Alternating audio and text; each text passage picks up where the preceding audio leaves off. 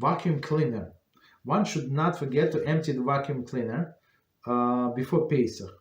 This should preferably be one of the last step done before Bir Chametz. Okay, so vacuum cleaner.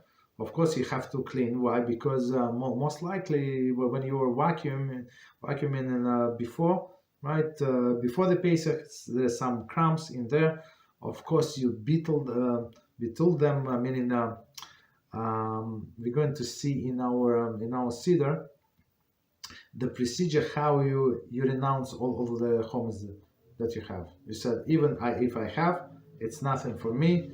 It's not does not exist. It's like a dust. So technically, even if you forget to clean the vacuum bag, there is no problem. But it's proper to clean it. Okay.